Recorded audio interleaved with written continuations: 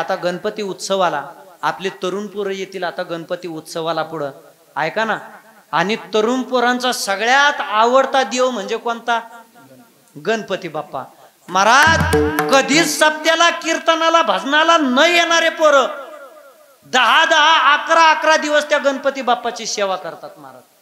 अलीकडे एक हुल उठली, तरुण पोरं व्यसन करतात. अरे व्यसन करायला त्यांना का तेवढे 10-11 दिवस शिल्लक आहेत का ते पोरं का त्यांच्या घरचे का भिकारी वाटले का तुम्हाला त्या गणपतीच्या पैशातून व्यसन करायला?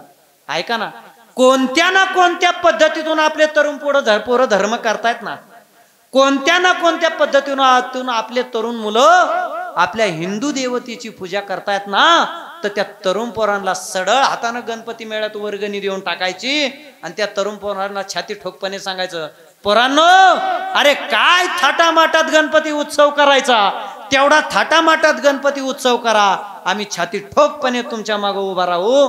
अहो त्या पोरांच्या विचारात बदल झाल्याशिवाय राहणार नाही, ते पोरं सात्विक झाल्याशिवाय राहणार नाहीत. पण बऱ्याच ठिकाणी असं होतंय, ह्या काही गावातल्या म्हाताऱ्या माणसामुळं पोरं इकडं मंदिराकडे येत नाहीत. आमच्या तिकडं गावाकडे एक म्हातारं झालं महाराज, ते कोणाला टाळ वाजून देत नव्हतं. आता मी असं स्वभावाने गरम, एकदा गेलो भाजनाला, ते म्हातारा मला ओटे दोन तो ह्या का बापाचा टाळ? मी म्हणला तोया तरी कुठं बापाचा टाळ येतावा? माया बापाचा नाही तर तोया कुठं बापाचा आहे? कशाचं काय त्याच्या राग आलो महाराज. मी आळंदीला असा कीर्तनकार झालो आणि महाराज त्याच्या पोरांनीच मै कीर्तन ठुले गावाकडे. म्हणून ऐका, एवढी वाईट परिस्थिती आली भाऊ, गावातलं एखादं म्हातारं मेल्यावर तरी टाळ वाजायला पुरं शिल्लक राहिले पाहिजेत ना. आता काय व्हायला लागलं, म्हातारं मेलं तर लोक डफडं लावतेत, रडायच्या जागेवर मागच्या म्हातारे अंग आली चलते बरा गेला. त्याच्यामुळं टाळण पखवाज वाजीला पाहिजे तरुण पोरांनी. आलं का लक्षात? म्हणून गणपती उत्सव असेल ना, गणपती उत्सवामध्ये पोरायला प्रोत्साहन द्या.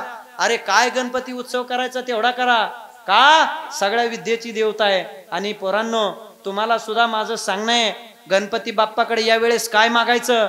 माझ्या गणपती बाप्पाकडे एवढं मागणं मागायचं, हे गणपती बाप्पा, हे गणराया आमच्यासाठी एवढं करगाड्या, एक करगाड्या.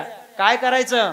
ऐक ना गणराया, अरे आमच्या जीवामध्ये, आमच्या अंतकरणामध्ये कधी वाईट विचार येऊ देऊ नको रे गणराया. व्यसन करण्याची बुद्धी कधी आमची होऊ देऊ नको रे गणराया. शेवटच्या श्वासापर्यंत आमच्या आई वडिलाबद्दल प्रेम राहू दे रे गणराया. शेवटच्या श्वासापर्यंत धर्म कार्य आमच्या हातून होऊ दे रे गणराया.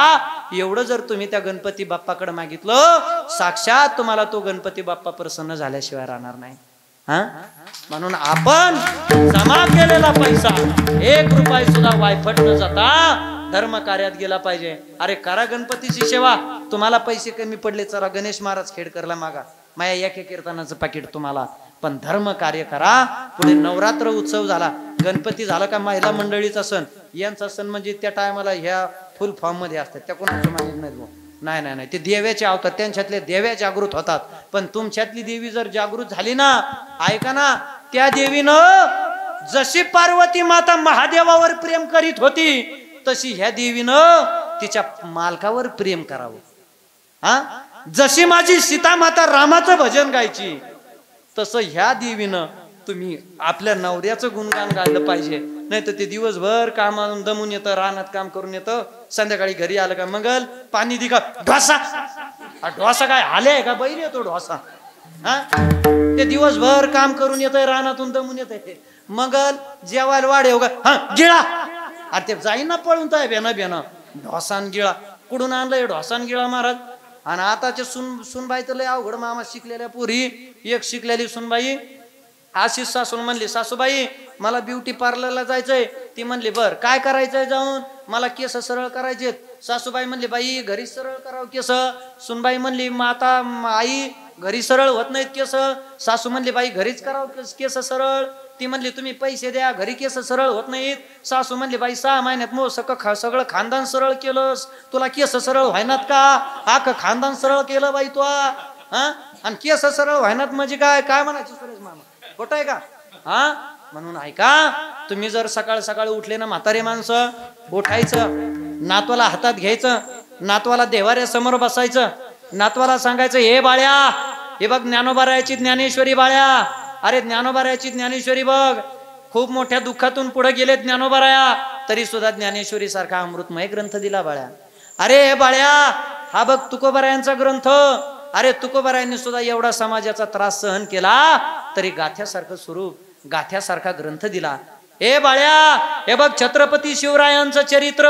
अरे बाळ्या, हिंदू धर्मातली महिला सुरक्षित नव्हती बाळ्या, हिंदू धर्मातली मुलगी सुरक्षित नव्हती बाळ्या, हिंदू धर्म सुरक्षित नव्हता बाळ्या.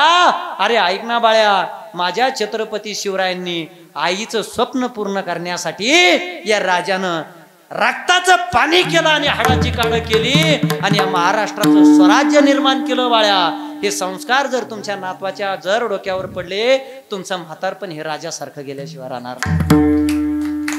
हे संस्कार म्हणून ऐका. जाता जाता पुनश्च एकदा सांगतो, एकदा जर त्या महादेवाला तुम्ही जर आपलंसं करून घेतलं ना, आपलंसं, एकदा भगवान महादेव तो पांडुरंग परमात्मा जर आपलासा झाला ना, त्यावेळेस या जीवातल्या देहातल्या काय अवस्था होत्या सांगू का तुम्हाला? खूप सुंदर आहे, ऐका बर का. नाउरली भव भय चिंता,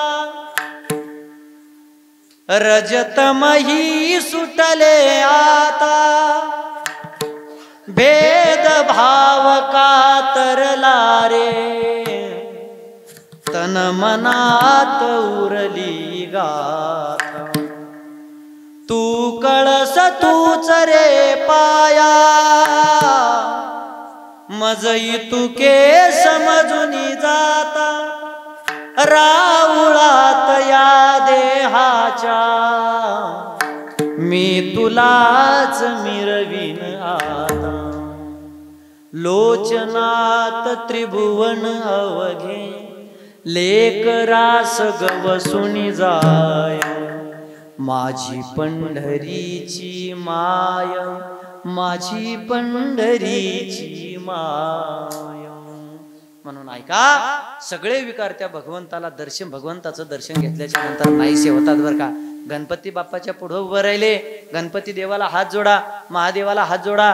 देवा आमच्याच्याने चांगलं करणं नाही झालं तरी चालेल, पण कोणाचं वाईट मात्र होऊ देऊ नको. म्हणून त्या गणपती रायाकडे सुद्धा प्रार्थना करा. किती सुंदर आहे मला ऐका बर का.